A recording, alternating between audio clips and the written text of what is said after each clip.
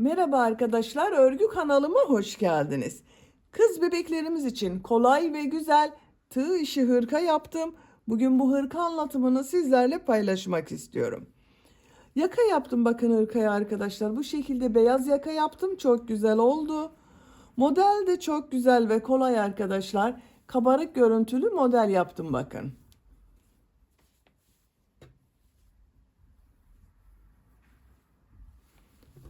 Ön bölümden düğmeli yaptım.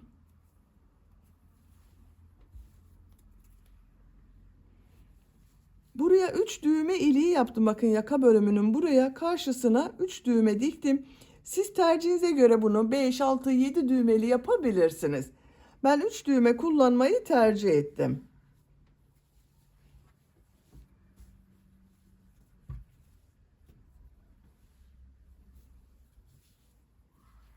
Bakın çok güzel oldu hırkamız. Hırka örgüsüne yakadan zincir yaparak başlıyoruz. Ben bugün bu hırka anlatımını 3-6 ay arası bebek ölçüsüne göre yapıyorum. Siz bu hırkayı yeni doğan bebek için yapabilirsiniz. 1, 2, 3, 4, 5 yaş her yaş çocuklarınızda yapabilirsiniz. Yeni doğan bebek için yapmak istiyorsanız bu yakada zincir sayısını benimle aynı sayıda başlayabilirsiniz. Burada yaptığım arttırma sırasını bir veya iki sıra eksik yaparsanız istediğiniz büyüklüğe göre yapabilirsiniz. Yeni doğan olması için arkadaşlar 2 sıra eksik yapabilirsiniz. Biraz büyük olmasını istiyorsanız 1 sıra eksik yaparsanız daha küçük ölçüde olur. 6 aylık bebek için yapmak istiyorsanız benimle aynı sayıda başlayabilirsiniz. Yakada yaptığım arttırma sırasını 1 sıra fazla yaparsanız 6-12 ay için olur. Zincir sayısını benimle aynı sayıda başlayıp bu arttırma sırasını 2 sıra fazla yaparsanız 1 yaş çocuklarınız için olur. 2 yaş çocuk için yapmak istiyorsanız 8 zincir fazla başlayabilirsiniz. Ön bölümleri 1 trabzan, kol ve arka bölümü 2'şer trabzan fazla yapabilirsiniz. Bu yakada yaptığımız arttırma sırasını da 2 sıra fazla yapmanız yeterli olacaktır arkadaşlar. Hırka örgüsünde iplik olarak pembe renk iplik, ben bu ipliği kullandım. 100 gram iplikte 330 metre var. 1,5 adet iplik kullandım arkadaşlar. Siz daha kalın iplik kullanıyorsanız 2 yumak ipliğe ihtiyacınız var. Beyaz renkli iplik çok az kullandım. Sadece bakın bu yuvarlak yaka yapımında kullandım. Siz tercihinize göre hırkayı yaptığınız renk iplik ile de yaka yapabilirsiniz. Tığ olarak 5 numara 3 milimetre tığ kullandım. Elim çok sıkı değil. Yaptığım örgüler yumuşak oluyor. Sizin eliniz sıkıysa 3,5-4 milimetre tığ kullanırsanız çok daha güzel olur. Bakın benim yumuşak oluyor arkadaşlar. Bu hırka örgüsünde tercihinize göre her marka bebek iplik ve renklerini kullanarak yapabilirsiniz. Her renk iplik ile çok güzel oluyor. Ölçülerini videonun sonunda ölçüyorum. Oraya bakabilirsiniz. Genişliğini ölçelim istiyorsanız. Bakın şu şekilde 24 santimetre gövde genişliği var. 3-6 ay için yaptım.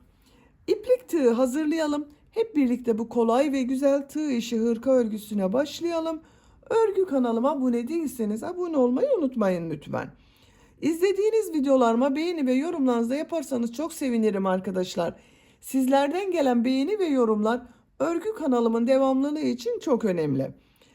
Videolarıma beğeni ve yorumlarını yapan arkadaşlara ayrıca çok teşekkür ederim. Hepinize kolay gelsin. İyi çalışmalar. Örgüye yakadan zincir yaparak başlıyoruz. İlk ilmeği ben bu şekilde yapıyorum. Zincirleri yapmaya başlıyorum. Çok sıkı zincirler yapmıyorum. 71 zincir yapalım. 71 zincir yaptım. Çok sıkı zincirler yapmadım. Bu 71 zincirin kaç santimetre olduğunu ölçüyorum.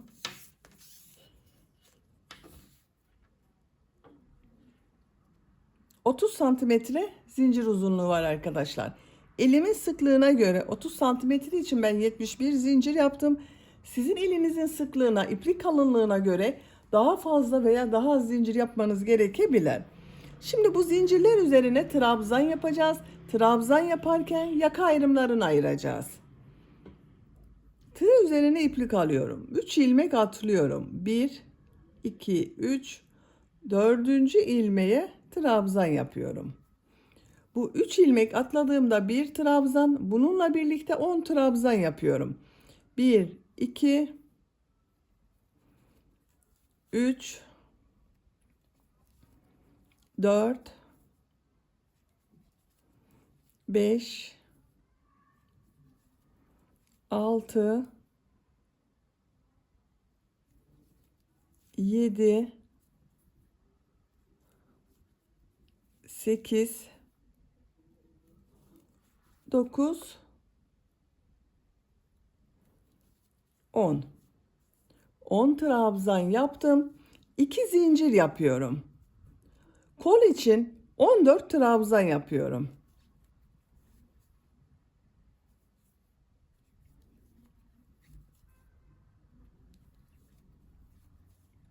14 trabzanı yapalım. Kol bölümü için 14 trabzan yaptım. 2 zincir yapıyorum. 20 trabzan yapıyorum.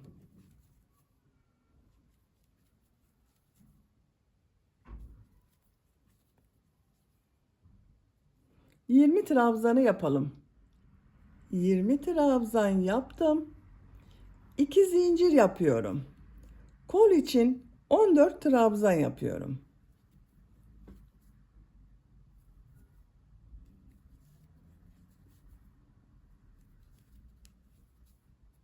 14 trabzanı yapalım. Kol bölümü için 14 trabzan yaptım.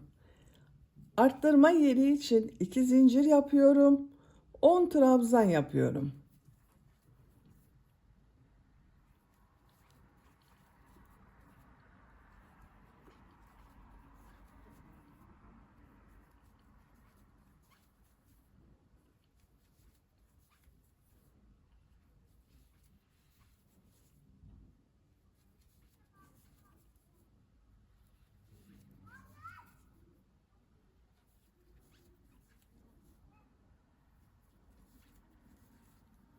On trabzan yaptım.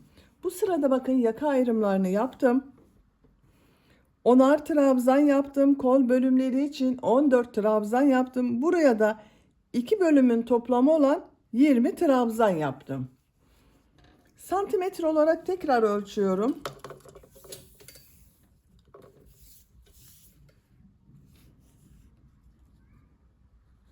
29 santimetre arkadaşlar.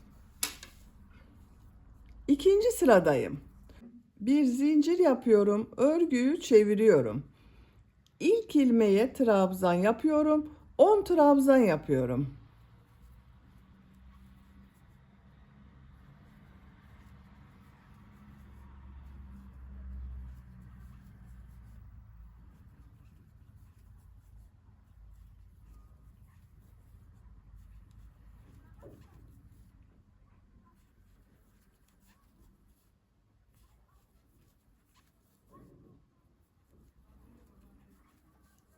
On trabzan yaptım. Arttırma zincirinin üzerine bakın buraya bir trabzan, 2 zincir, bir trabzan yapıyorum.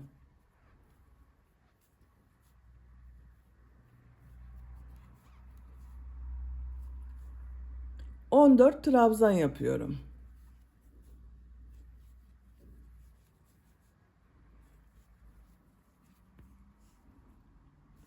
Buraya kadar devam edelim. Arttırma zincirine kadar 14 trabzan yaptım. Zincir üzerine bir trabzan, 2 zincir, bir trabzan yapıyorum.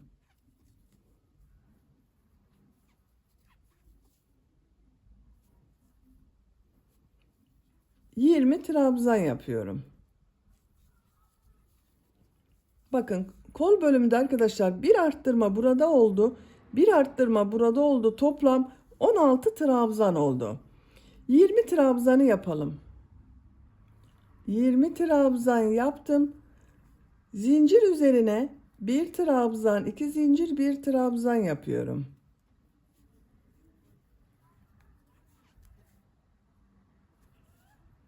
On dört trabzan yapıyorum.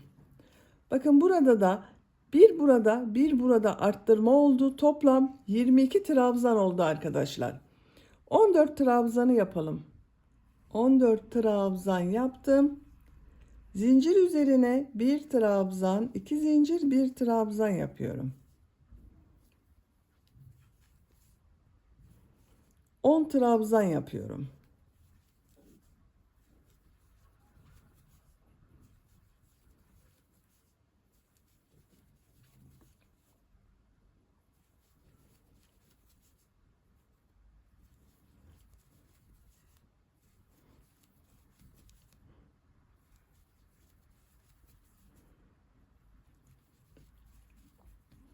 Bakın son trabzanı bu ilk sırada 3 ilmek atlayarak bir trabzan yaptım. Bunun 3. ilmeğe tığ takıyorum, trabzan yapıyorum. 2, 4, 6, 8, 10, 11 trabzan oldu bakın. Bu sırada arttırma yerlerinde bir trabzan, 2 zincir, bir trabzan yaptık. 3. sıradayım. Bir zincir yapıyorum, örgüyü çeviriyorum. Bu sırada bu arttırma yerlerinde 2 trabzan, 2 zincir, 2 trabzan yapacağız. Arttırmalar bu şekilde devam edecek arkadaşlar. Bir sırada bu sırada yaptığımız gibi bir trabzan, 2 zincir, bir trabzan yapacağız. Bir sonraki sırada 2 trabzan, 2 zincir, 2 trabzan yapacağız. İlk ilmeğe trabzan yapıyorum. Diğer ilmeklere trabzan yapıyorum.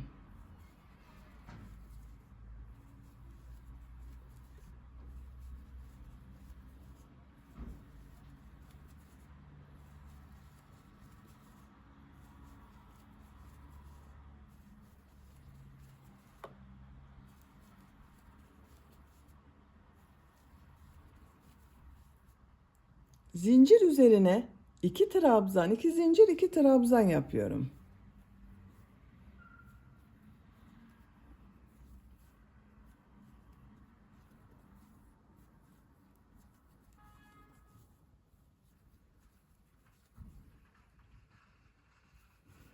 Diğer ilmeklere trabzan yapıyorum. Buraya kadar devam edelim. Arttırma zincirine kadar trabzan yaptım. Zincir üzerine 2 trabzan, 2 zincir, 2 trabzan yapıyorum.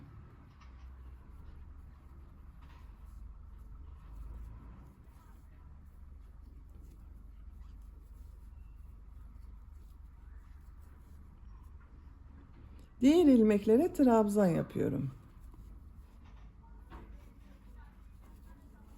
Bakın, bu sırada arttırma yerlerinde 2 trabzan, 2 zincir, 2 trabzan yaptık.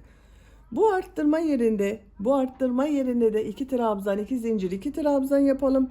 Diğer ilmeklere bir trabzan yapalım. Sıra sonuna kadar devam edelim. Sıra sonuna kadar tamamladım. Bu sırada bakın arttırma yerlerinde 2 trabzan, 2 zincir, 2 trabzan yaptım.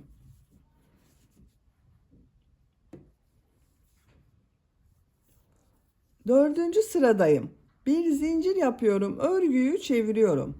Bu sırada arttırma yerlerinde bir trabzan, 2 zincir, bir trabzan yapacağız. İlk ilmeğe trabzan yapıyorum. Diğer ilmeklere trabzan yapıyorum. Buraya kadar devam edelim. Arttırma zincirine kadar trabzanlar yaptım. Bu arttırma zinciri üzerine bir trabzan, 2 zincir, bir trabzan yapıyorum.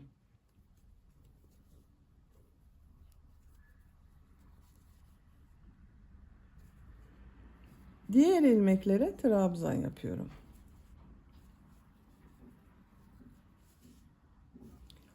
Bu arttırma yerlerinde bir trabzan, 2 zincir, bir trabzan yapalım. İlmeklere bir trabzan yapalım. Sıra sonuna kadar devam edelim. Sıra sonuna kadar tamamladım. Bu sırada arttırma yerlerinde bir trabzan, 2 zincir, bir trabzan yaptım. 5. sıradayım. Bir zincir yapıyorum, örgüyü çeviriyorum.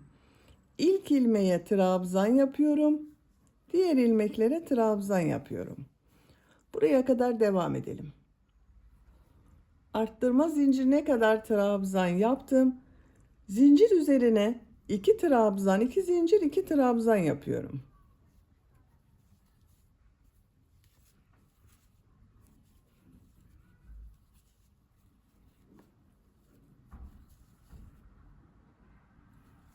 Diğer ilmeklere trabzan yapıyorum. Arttırma yerlerine 2 trabzan, 2 zincir, 2 trabzan yapalım. Sıra sonuna kadar devam edelim. Sıra sonuna kadar tamamladım. Bu sırada arttırma yerlerinde 2 trabzan, 2 zincir, 2 trabzan yaptım.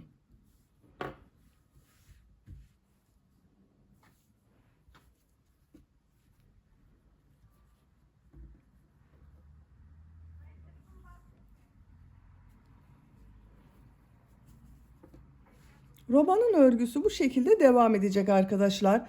Bu 4 yerden düzenli arttırmalar yapacağız. Bir sırada 1 trabzan, 2 zincir, 1 trabzan. İkinci sırada 2 trabzan, 2 zincir, 2 trabzan şeklinde arttırma yapıyoruz. Yapacak olduğunuz çocuğun büyüklüğüne göre. Bu 4 yerden arttırmalar yaparak roba örgüsünü tamamlayalım. Roba örgüsünü bu 4 yerden düzenli arttırmalar yaparak yapacağım ölçüye göre tamamladım. 1, 2, 3, 4, 5, 6, 7, 8, 9, 10 sıra yaptım. Santimetre olarak ölçüyorum. 9 santimetre yükseklik var. Siz biraz büyük yapmak istiyorsanız 1 veya 2 sıra arttırmalara devam edebilirsiniz. Ben arttırmayı burada bitiriyorum. 11. sırada kol ve gövde bölümünü birbirinden ayırıyorum.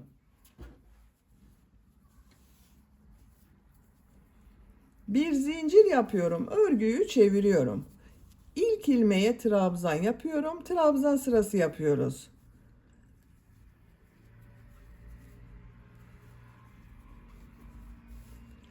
Arttırma zincirine kadar devam edelim. Arttırma zincirine kadar trabzan yaptım.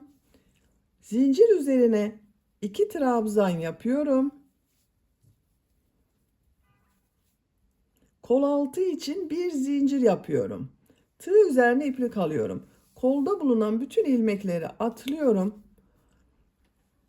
Arttırma zinciri üzerine 2 trabzan yapıyorum.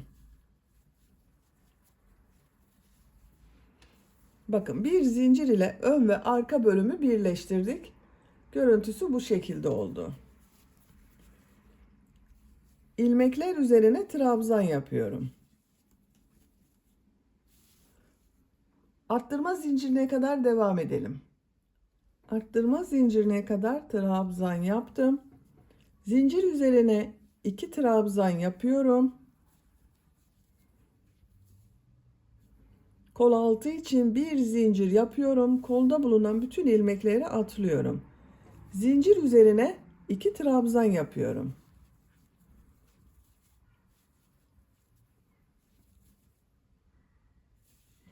Diğer ilmeklere trabzan yaparak devam ediyorum. Sıra sonuna kadar devam edelim. Sıra sonuna kadar tamamladım.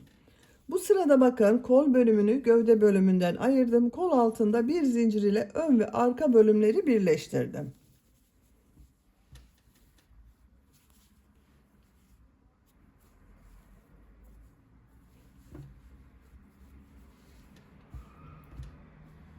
Bu sıradan itibaren model yerleştirmeye başlıyorum.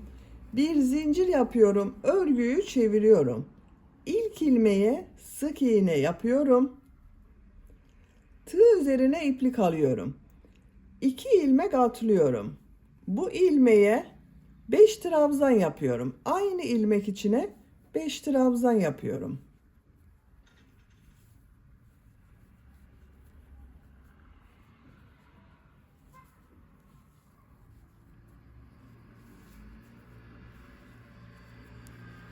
Beş trabzan yaptım. Bir ilmek atlıyorum.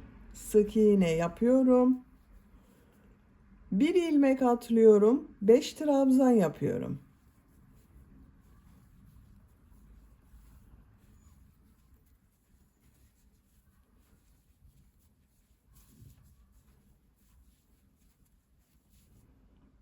Bir ilmek atlıyorum, sık iğne yapıyorum. Bir ilmek atlıyorum, 5 trabzan yapıyorum.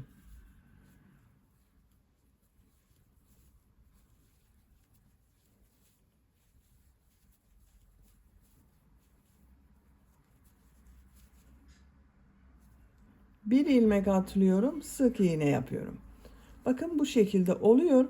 Bir ilmeğe 5 trabzan yapıyoruz. Bir ilmek atlıyoruz. Sık iğne yapıyoruz. Bir ilmek atlıyoruz. Tekrar aynı ilmeğe 5 trabzan yapıyoruz. Sıra sonuna kadar devam edelim. Sıra sonuna kadar tamamladım. Sıra sonunda 3 ilmek var. 2 ilmek atlıyorum. Son ilmeğe sık iğne yapıyorum. Bakın sıra başında sık iğne ile başladım. Sıra sonunda sık iğne ile bitirdim. Model yerleştirmeyi tamamladım. Bakın bu şekilde oldu. Kaç model olduğunu sayıyorum. 2, 4, 6, 8, 10, 12, 14, 16, 18, 20, 22, 24. Bir sıra üzerinde 24 model var. Sizin bu model sayısı bir model fazla olabilir veya bir model eksik olabilir arkadaşlar. Hiçbir sorun olmaz. Bir model fazla olursa biraz daha geniş olabilir. Bir model eksik olursa da yine bebeğinize olacaktır. 3 zincir yapıyorum. Örgüyü çeviriyorum. Bu sık iğne üzerine 2 trabzan yapıyorum. 3 zincir ile birlikte 3 trabzan oldu. Modelde 2 ilmek atlıyorum. 3. ilmeğe bakın 5 trabzan yaptım. Ortada bulunan 3. trabzan üzerine bir sık iğne yapıyorum. Tığ üzerine iplik alıyorum. Bu sırada yine bir ilmeğe 5 trabzan yapacağız ama bakın şu şekilde yapmıyorum. Şurada 2 ilmek görünüyor. Bakın arkadaşlar bu şekilde yapmıyorum. Burada görünen şu ikinci ilmeğe, diğer taraftaki ilmeğe 5 trabzan yapıyorum.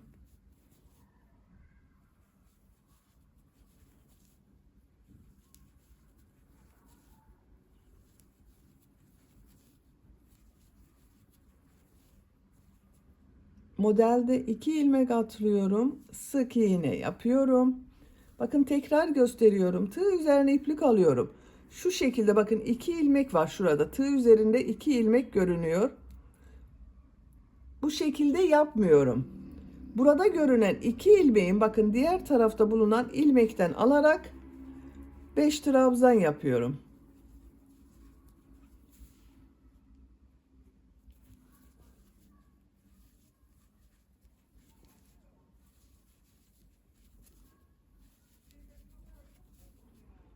İki ilmek atlıyorum. Sık iğne yapıyorum.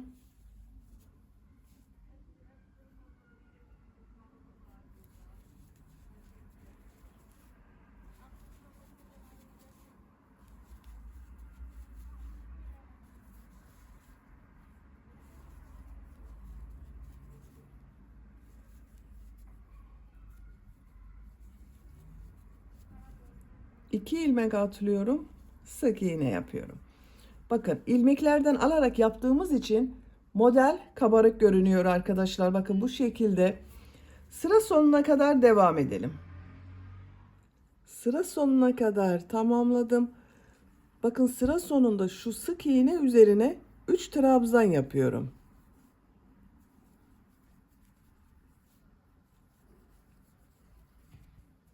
Sıra başında bakın 3 zincir ile birlikte 3 trabzan yaptım. 3 trabzan ile bitirdim.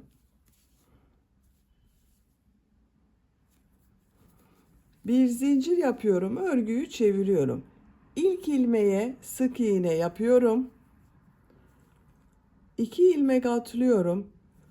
Bakın bu sık iğne üzerine ilmekten alarak 5 trabzan yapıyorum.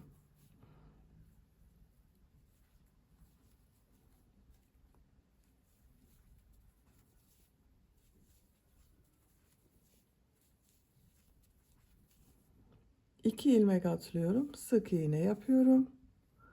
Sık iğne üzerine 5 trabzan yapıyorum.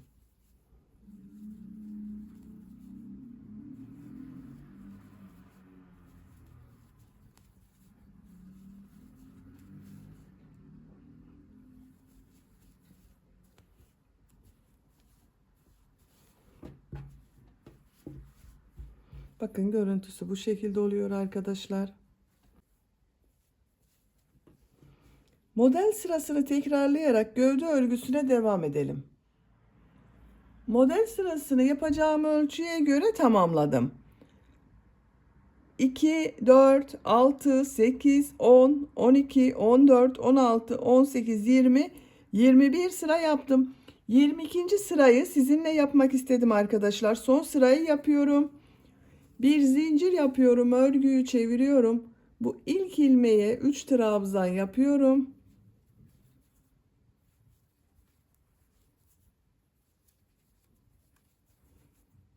İki ilmek atlıyorum, sık iğne yapıyorum. Bu sırada bakın buraya yaptığımız trabzanı 6 trabzan yapıyorum. Son bölümün biraz daha güzel görünmesi için bakın 6 trabzan yapıyorum.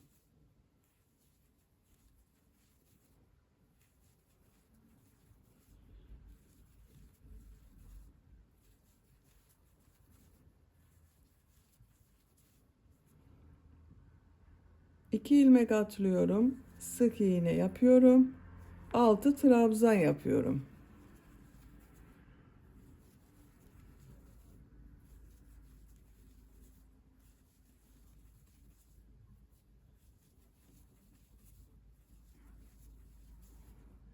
Sık iğne yapıyorum. Bakın görüntüsü bu şekilde oluyor. Sıra sonuna kadar devam edelim. Sıra sonuna kadar tamamladım. Bakın son ilmeğe 3 trabzan yaptım.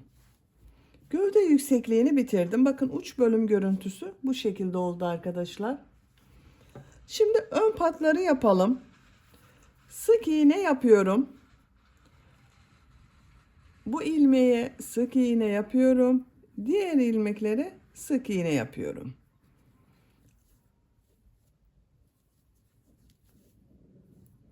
Sık iğne sırası yaparak yaka başlangıcına kadar devam edelim. Yaka başlangıcına kadar sık iğne yaparak tamamladım. Bir sıra daha sık iğne yapacağız.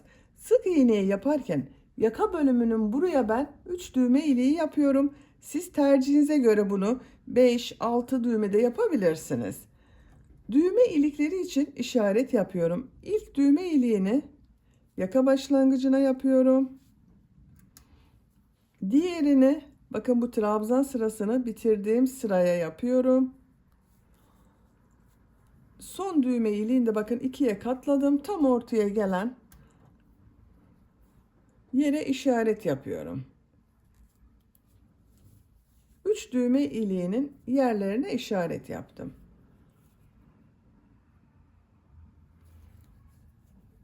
Bir zincir yapıyorum, örgüyü çeviriyorum.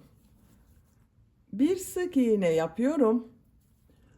Düğme iliği için 2 zincir yapıyorum.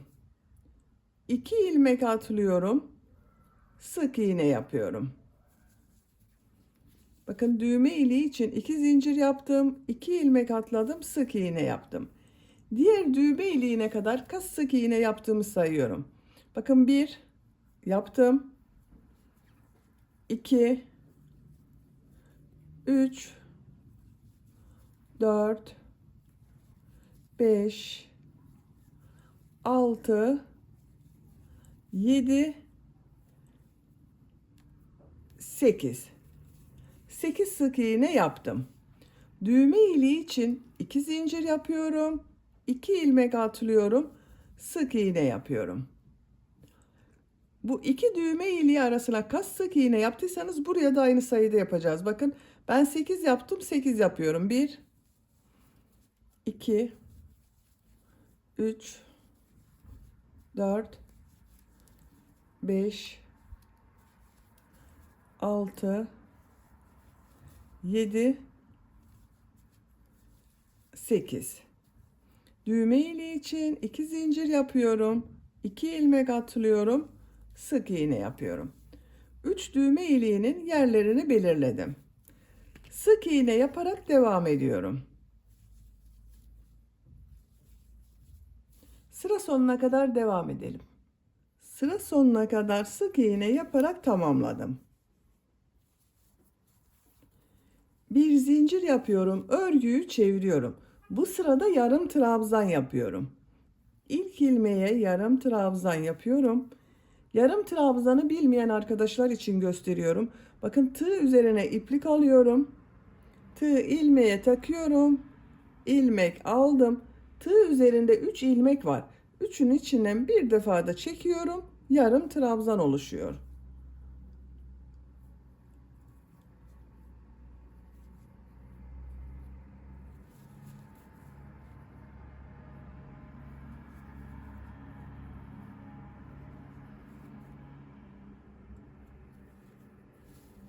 Düğme iliği yaptığımız yere kadar devam edelim. Düğme iliğine kadar yarım trabzan sırası yaptım. Bu iki zincir üzerine 2 yarım trabzan yapıyorum. Diğer ilmeklere yarım trabzan yapıyorum. Bu iki zincirler üzerine ikişer yarım trabzan yapalım. İlmeklere bir yarım trabzan. Sıra sonuna kadar devam edelim. Sıra sonuna kadar tamamladım. Bakın düğme iliklerinin üzerine ikişer yarım trabzan yaptım. Yaka çevresinde sık iğne yapıyorum. Şu ilk ilmeğe sık iğne yapıyorum. Diğer ilmeklere sık iğne yapıyorum. Sık iğne sırası yapıyoruz.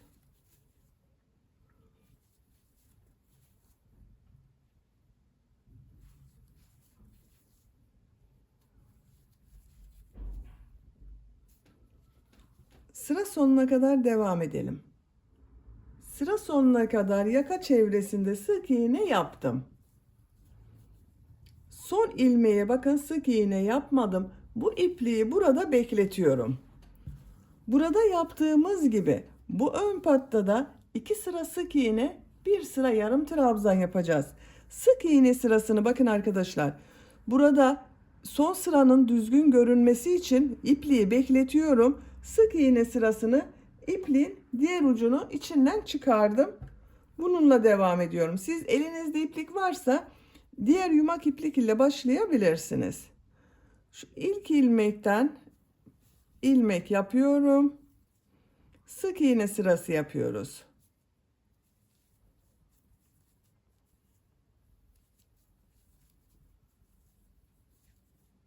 Sıra sonuna kadar devam edelim. Sıra sonuna kadar sık iğne yaptım. Bir zincir yapıyorum. Örgüyü çeviriyorum. Sık iğne sırası yapıyorum.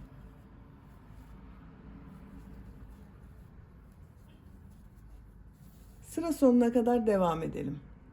Sıra sonuna kadar sık iğne yaptım. Bu ipliği kesiyorum.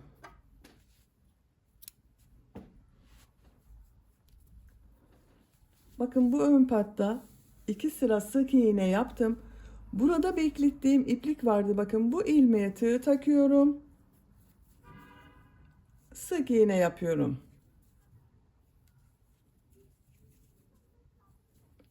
Son ilmeğe de sık iğne yaptım. Ön patta yarım trabzan yaparak devam ediyorum.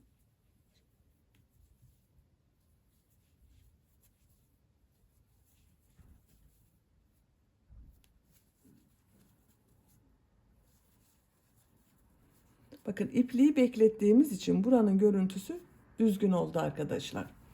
Sıra sonuna kadar devam edelim. Sıra sonuna kadar yarım trabzan yaparak tamamladım. İpliği kesiyorum.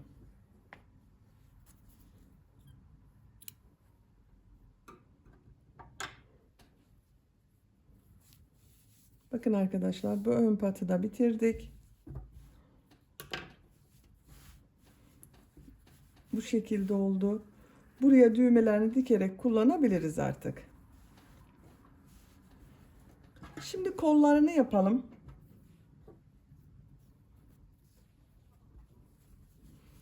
Kol altında şu ilmeğe ipliği bağlıyorum. Buradan ilmek yapıyorum. Bir sıra trabzan sırası yapıyorum. Bakın bu trabzan sırasının devamı olarak kol bölümünde bir sıra trabzan sırası yapıyorum. Bu arttırma zinciri üzerine bakın bir trabzan yapıyorum. Diğer ilmeklere trabzan yaparak devam ediyorum.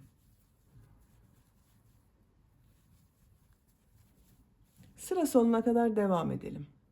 Sıra sonuna kadar trabzan yaptım. Arttırma zinciri üzerine kol bölümü için bakın bir trabzan yapıyorum. Kol altında bulunan ilmek ile ilmek kaydırma yaparak birleştiriyorum. Bakın bir sıra trabzan sırası yaptım. Gövde bölümünde aynı yaptım. Şimdi model yerleştirmeye başlıyorum. Tığ üzerine iplik alıyorum. 2 ilmek atlıyorum. 5 trabzan yapıyorum.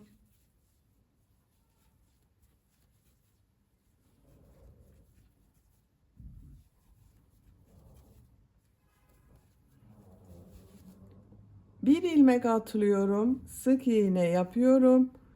Bir ilmek atlıyorum. 5 trabzan yapıyorum. Gövde bölümünde yaptığımız gibi model yapıyoruz.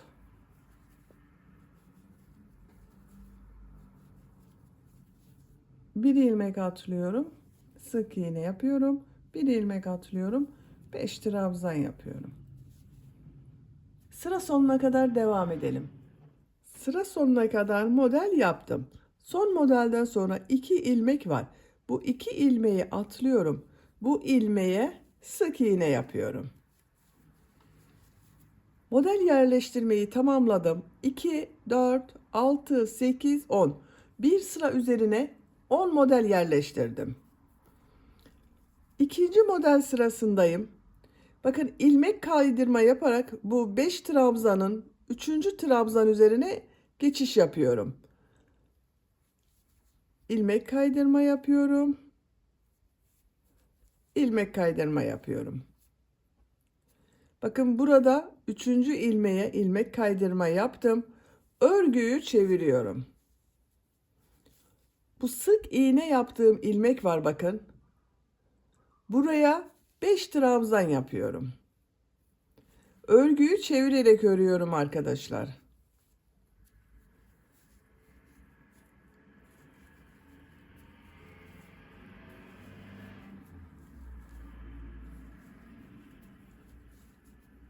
İki ilmek atlıyorum. Sık iğne yapıyorum. 2 ilmek atlıyorum. Sık iğne üzerine ilmekten alarak 5 trabzan yapıyorum.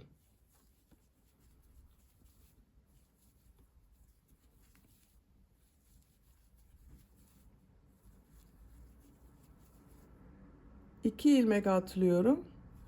Sık iğne yapıyorum. Bakın model aynı şekilde devam ediyoruz. Sıra sonuna kadar devam edelim. Sıra sonuna kadar tamamladım. 2 ilmeği atlıyorum. Bakın bu ortada bulunan ilmeğe sık iğne yapıyorum.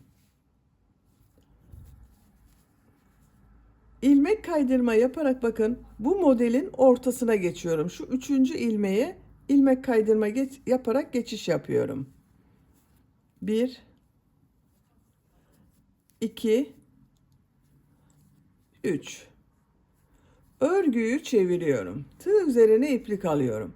Burada yaptığım sık iğne üzerine bakın ilmekten alarak 5 trabzan yapıyorum.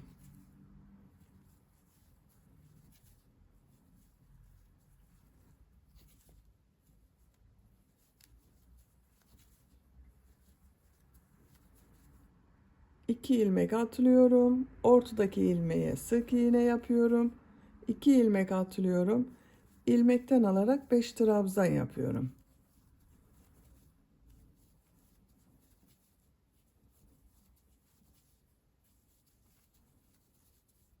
İki ilmek atlıyorum. Sık iğne yapıyorum. Sıra sonuna kadar devam edelim. Sıra sonuna kadar model yaptım. Son modeli bakın bu ilmeğe ilmek kaydırma yapıp geri dönüş yaptığım ilmeğe sık iğne yapıyorum. Birleştirme yaptığım yerin görüntüsü bakın bu şekilde. İlmek kaydırma yaparak bakın şu modelin ortasında bulunan 3. ilmeğe geçiş yapıyorum. 1 2 3 ilmek kaydırma yapıyorum. Örgüyü çeviriyorum. Bu sık iğneyi bakın ilmekten alarak 5 trabzan yapıyorum.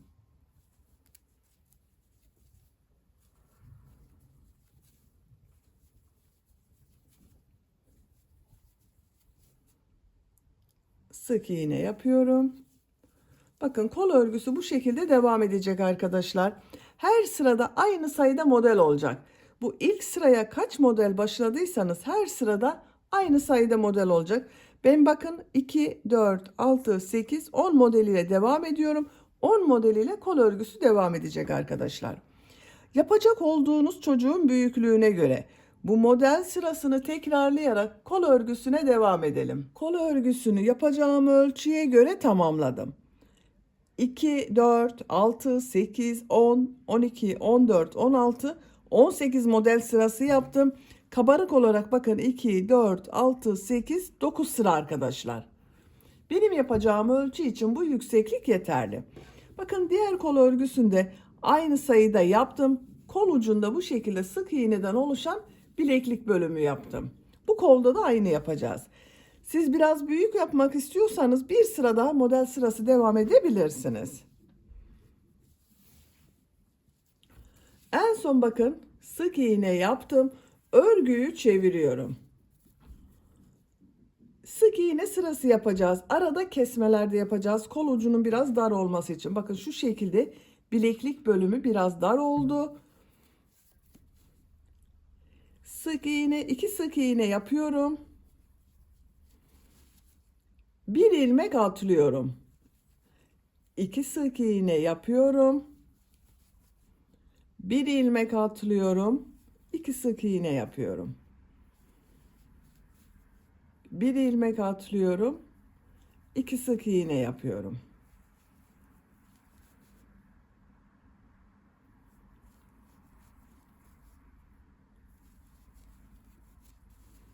Sıra sonuna kadar devam edelim.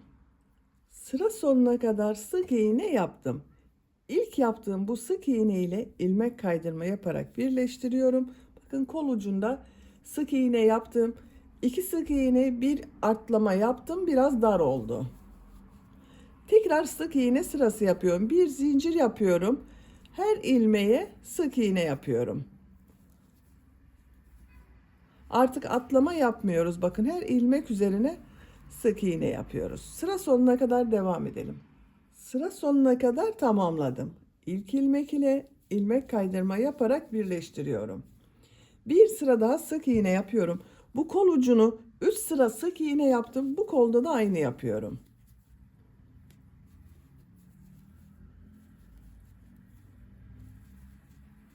Sıra sonuna kadar devam edelim.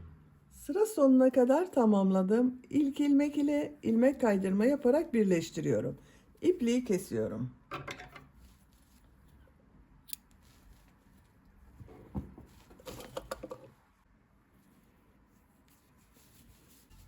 Bakın kol ucu bu şekilde oldu.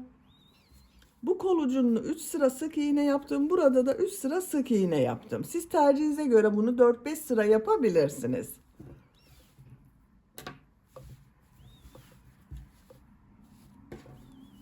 Diğer kol örgüsünde aynı şekilde başlayıp tamamlayabilirsiniz arkadaşlar. Şimdi yaka örgüsünü yapalım. Beyaz renkli iplik ile yaka yapıyorum.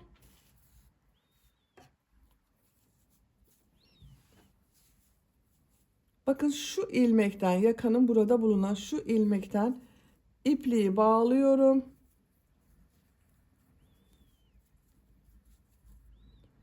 Buradan ilmek yapıyorum. Bir zincir yapıyorum. Aynı ilmeğe bir trabzan yapıyorum. Bakın şu şekilde arkadaşlar. Şurada ilmekler görülüyor. Şu ilmeklere yapıyoruz. Trabzan yapıyorum. Her ilmeğe trabzan yapıyoruz.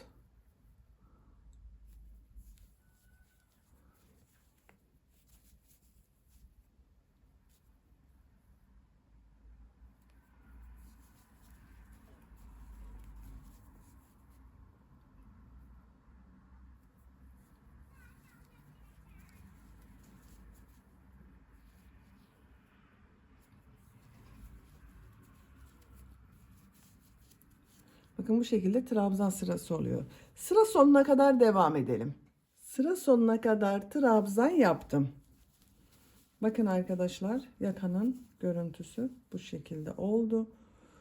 Şu ilmeğe de bakın. trabzan yaptım. Tekrar trabzan sırası yapıyorum. Bir zincir yapıyorum. Bakın örgüyü çeviriyorum. Her ilmek üzerine trabzan yapıyorum.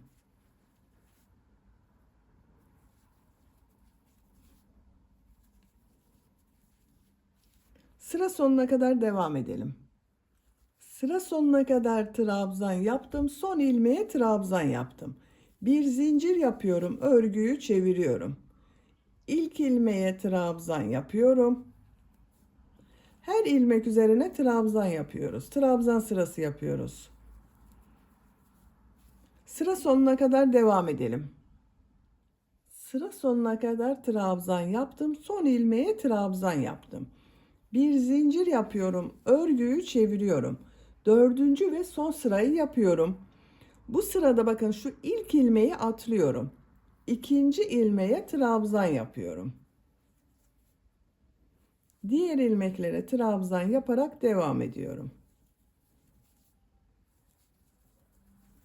Bakın burası yuvarlak göründü arkadaşlar. Sıra sonuna kadar devam edelim. Sıra sonuna kadar trabzan yaptım. Son ilmeğe trabzan yapmadım bakın. Buraya ilmek kaydırma yapıyorum, bitiriyorum. Şu şekilde tığ üzerine iplik almadan tığ takıyorum. İplik aldım, içinden çektim. Bakın burada da yuvarlak bir görüntü elde ettik. İpliği kesiyorum.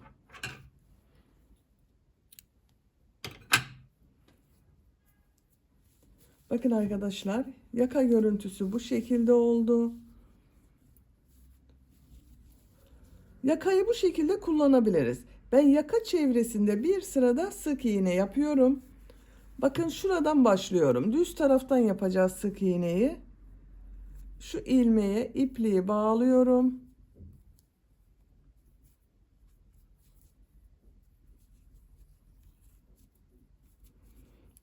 Buradan ilmek yapıyorum. Sık iğne yapıyorum.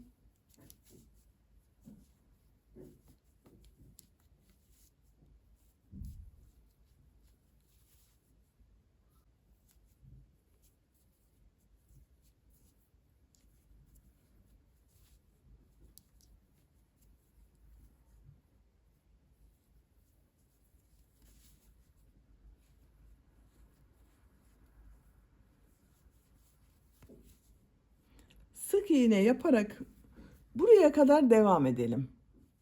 Buraya kadar sık iğne yaptım. En son olarak bakın şu ilmeğe ilmek kaydırma yapıyorum. İpliği kesiyorum.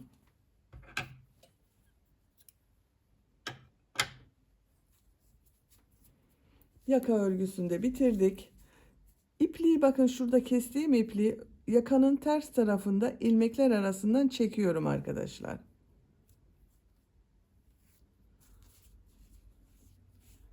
Bitiş noktası bakın bu şekilde görünüyor. Bakın yaka çok güzel oldu. Yuvarlak yaka yaptık.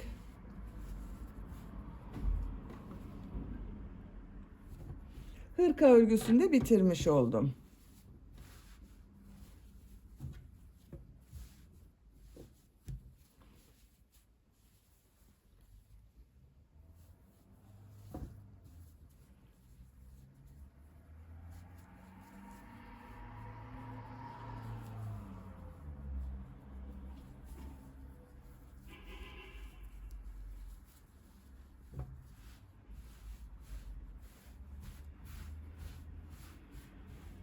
Bitmiş olarak ölçülerini söylüyorum. Kol altının buradan gövde genişliğini ölçüyorum. 24 santimetre. Kol altından gövde yüksekliğini ölçüyorum. 19 santimetre. Kol yüksekliğini ölçüyorum. 15 santimetre kol yüksekliği var. Ben bugün 3 aylık bebek için yaptım. 3-6 ay arası bebek için yaptım arkadaşlar. Bu şekilde oldu. Bebeğiniz kilolu bir bebekte ise 6 aylık bebek çok rahat kullanır. Tombul bir bebekse 1. ayından itibaren çok rahat olur. Beni dinlediğiniz ve izlediğiniz için hepinize çok teşekkür ederim. Örgü kanalıma abone değilseniz abone olmayı unutmayın lütfen. Sizlerle yeni örgülerde görüşmek dileğiyle. Hoşça kalın, sevgiyle kalın.